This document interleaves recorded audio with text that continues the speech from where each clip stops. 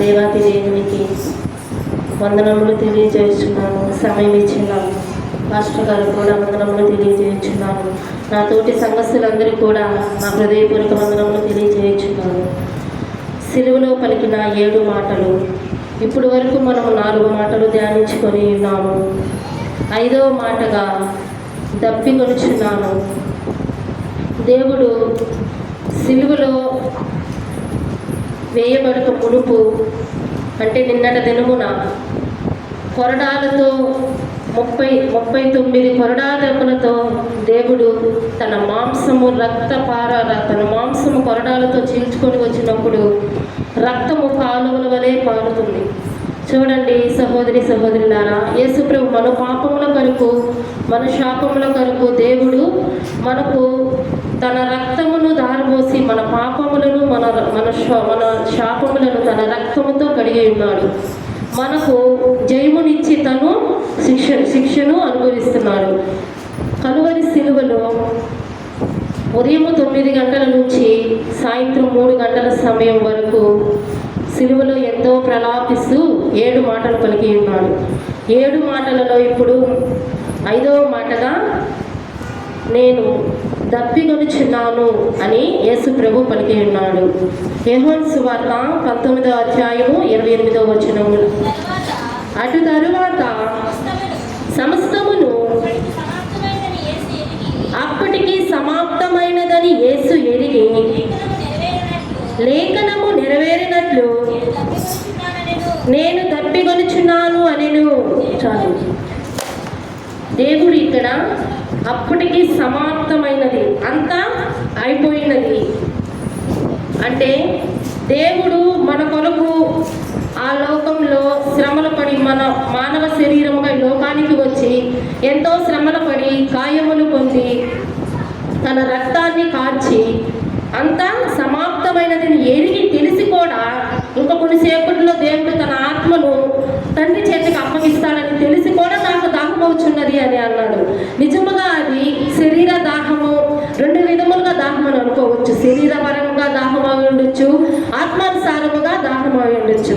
శరీరపరముగా దాహము అయినప్పటికీ అంటే ఆ కొరడా దెబ్బలతో తిన్నప్పుడు నడి వీధులలో ఆ సిలువ మ్రానుతో యేసుప్రభు వారు పురవీధులలో తిప్పి ఎంతో శ్రమలు పొందించారు కాబట్టి ఆ విధముగా అలసీమ దాహం అయి ఉండొచ్చు. ఆత్మానుసారమైన దాహము అంటే ఈ లోకంలో మనము దేవునికి పాపాన్ని విడిచి పరిశుద్ధతముగా జీవించాలి, ఆత్మలో రక్షింపబడాలి అనే దాహము కూడా దేవునికి వేసి ఉన్నది. సిలువలో పలికిన దాహం మాత్రము శరీరపరముగా దాహం అయితే కాదు, ఆత్మానుసారముగా దేవునికి సిలువలో దాహమైచున్నది. నేను దప్పికొనుచున్నాను అని. ఇప్పుడు ఎవరైనా వచ్చి ఆ దాహాన్ని తీరిస్తే ఇంకా కాసేపు ఆ సిలువ మానుపోయిన దేవుడు బ్రతకాలని ఆశ అయితే కాదు. కానీ మన పాపములను మన శాపములను తొలగించి రక్షణ పొంది మనందరినీ ఆత్మలో పొందాలని దేవుని దాహము. అందరూ ఒకసారి ఈ లేఖనము నెరవేరినట్లు నేను దప్పికొనుచున్నాను నేను అంటే ఈ లేఖనము ముందుగానే ఇక్కడ కీర్తన గ్రంథం 22:15 అధ్యాయంలో లేఖనము చూడద్దాం. కీర్తన 22:15. నా బలము ఎండిపోయి చిన్న పెంకు వలె ఆయను, నా నాలుక నా దవడను అంటుకొని ఉన్నది అనే లేఖనమును దేవుడు ఇక్కడ ఆ లేఖనము నెరవేర్చడానికి కొరకై ఇక్కడ సిలువ మీద దప్పుకొని ఉన్నాడు.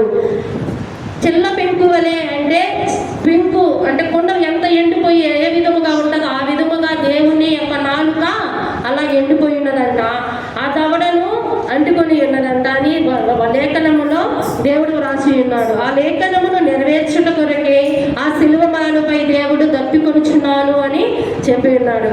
అదే కీర్తనలు 69:21 కూడా చూద్దాం.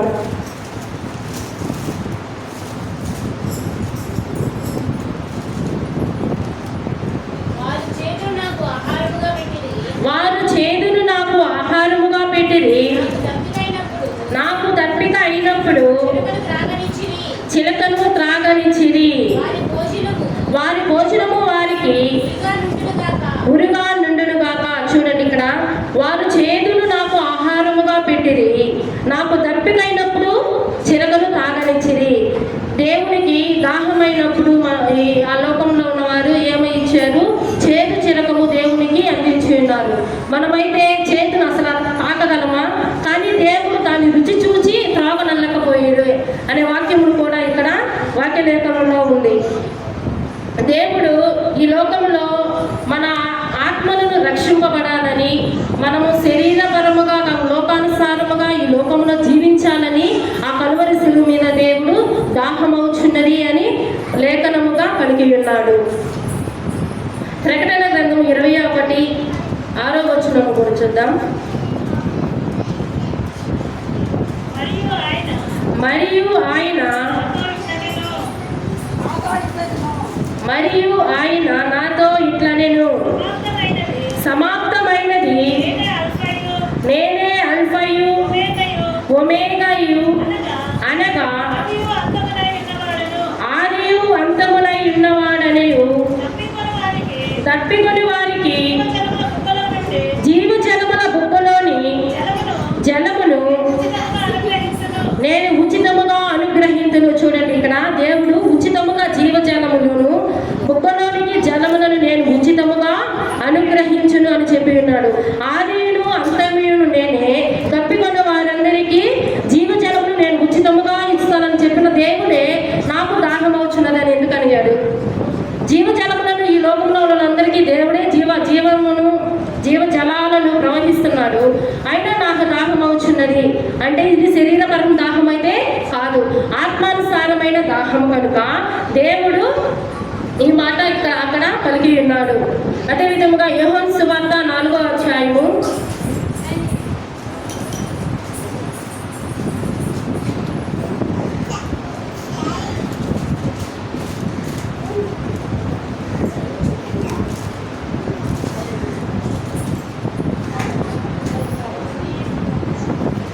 4:7-14. సమరయ స్త్రీ ఒకటి నీళ్లు చేదుకొనుటకు అక్కడకు రాగా యేసు నాకు దాహం ఇవ్వమని నీళ్లు అడిగాను. ఇక్కడ ఆత్మానుసారముగా కాకుండా శరీరపరముగా దేవుడు దాహం అడిగాడు. సమరయ స్త్రీ ఒకటి నీళ్లు చేదుకొనుట, బావి దగ్గర నీళ్లు చేదుకొనుటప్పుడు అక్కడికి వెళ్ళి యేసు వారు నాకు దాహం అవుచున్నది, కొద్దిగా నీళ్లు ఇవ్వమని దేవుడు అడిగాడు. 14వ వచనం చూడండి, అక్కడే నేనిచ్చు నీళ్లు త్రాగువాడెప్పుడు దప్పికగలడు, నేను వానిలోకి ఇచ్చు నీళ్లు నిత్య జీవమునకై వానిలో ఊరడి నీటి బుగ్గవలే ఉండెనని ఆమెతో చెప్పెను. ఇక్కడ నేనిచ్చు నీళ్లు అంటే దేవుడు మనకిచ్చిన నీళ్లు మనము తాగినప్పుడు, దేవుడు ఇచ్చిన నీళ్లను మనం తాగినప్పుడు ఎప్పటికీ దాహము కొనమంట, దప్పిక అనేది మనకు ఉండదు. నిత్య జీవమునకై వాటిలో ఊరడి నీటి బుగ్గవలే ఉంటామని ఆమెతో చెప్పాను. సమరయ స్త్రీ దేవుడు అక్కడ పలికి ఉన్నాడు.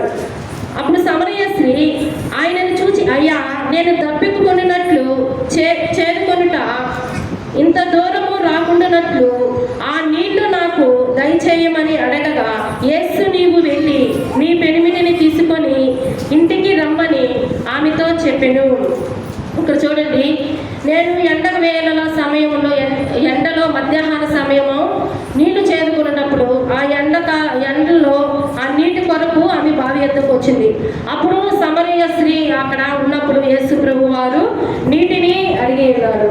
నీటిని ఊరిని నీటి బుగ్గవలే ఉండేనని ఆమెతో చెప్పింది. నిత్య జీవమునకై నీళ్లు దేవుడు సమరయ స్త్రీకి సమకూర్చాడు. అదే హాగర్కి దాహం తీర్చాడు, ఇక్కడ సమరయ స్త్రీకి కూడా దేవుడు దాహం తీర్చాడు. మోషేకి కూడా దేవుడు పండను కర్రతో కొట్టి నీళ్లు కూడా ప్రవహించి ఉన్నారు. అది కూడా చూసుకుంటే కీర్తనలు 42:1. కీర్తనలు 42:1. దిప్పి నీటి వాగుల కొరకు ఆశపడినట్లు దేవా నీ కొరకు నా ప్రాణము ఆశపడుచున్నది. దిప్పి నీటి వాగు కొరకు ఆశపడినట్లు దేవా నీ కొరకు నా ప్రాణము ఆశ ఆశపడుచున్నది. ఇప్పుడు దుప్పి నీటి కొరకు ఎంత ఆశపడుచున్నదో దేవుని కొరకు మన ప్రాణాలు కూడా అంతే ఆశగా మనము దేవుని యందు ఆశ కలిగి జీవించాలి. 1 కొరింథీ 10వ అధ్యాయము 4వ వచనం 5వ వచనంలో కూడా చూద్దాం.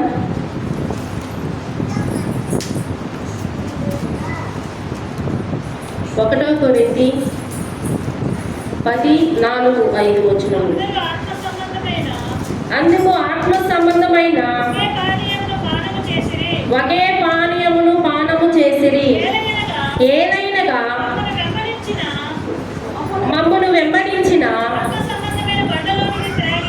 ఆత్మ సంబంధమైన బండ నుండి తాగిరి, ఆ బండ క్రీస్తే. చూడండి, ఇక్కడ ఆత్మ సంబంధమైన బండ, ఆ బండ క్రీస్తే. ఆ బండ నుండి నీళ్లు జలము కూడా దేవుడు ఇచ్చి ఉన్నాడు. ఆ బండ క్రీస్తే ఉన్నాడు.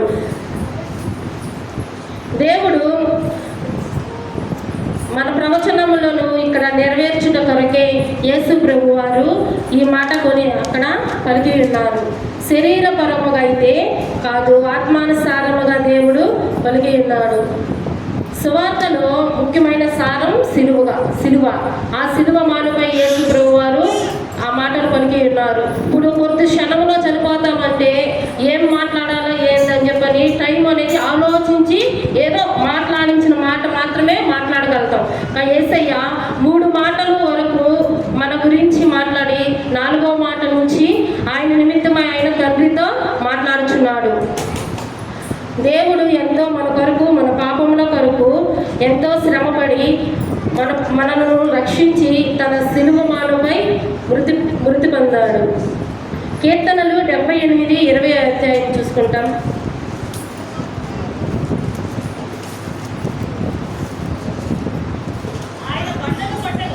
ఆయన బండను కొట్టగా నీరు ఉపికెను, నీరు కాలువలై పారెను. ఆయన ఆహారము ఇయ్యగలడా? ఆయన తన ప్రజలకు మాంసము సిద్ధపరచగలడా అని వారు చెప్పుకొనిది. ఆయన బండను కొట్టగా నీళ్లు ఉపికెను, నీళ్లు కాలువలై పారెను. ఆయన ఆహారము ఇయ్యగలడా? ఆయన తన ప్రజలకు మాంసము సిద్ధపరచగలడా అని వారు ఒకరినొకరు చెప్పుకొనిచున్నారంట. ఇక్కడ దేవుడు నిజముగా బండ కొట్టగానే, దేవుడు ఆ బండ అట్లా కొట్టగానే నీళ్లు ఉబికి నీళ్లు కాలువలై పారేయట అక్కడ. అదే విధముగా ఈ లోకంలో మనము దేవుని పట్ల భయభక్తులు కలిగి ఆత్మానుసారమైన దాహము కలిగి మనము ఉండాలి. శరీర దాహము ఎన్నో విధములుగా, ఇప్పుడు ఎండలో అక్కడ నుంచి కొంత దూరం నడిస్తే దాహం వేసేస్తుంది. కానీ దేవునికి మాత్రము ఆ ముందు శ్రమలు పడి ఎంతో గాయాలు, కొరడా దెబ్బలతో హింసించి నిందించి హేరోదు రాజు దగ్గరికి, పిలాతుల దగ్గరికి, యూదుల దగ్గరికి అంతా తిప్పి ఎంతో కొరడాలతో కొట్టినప్పుడు కూడా దేవునికి దాహం వేయలేదు. సిలువ పైన మాత్రము దాహం అవుచున్నది, నేను తప్పికొనుచున్నానని చెప్పినప్పుడు చేదు చిలకమును ఇచ్చేవారుగా ఉన్నారు. దేవుడి కొద్ది మాటలను దీవించిన గాక.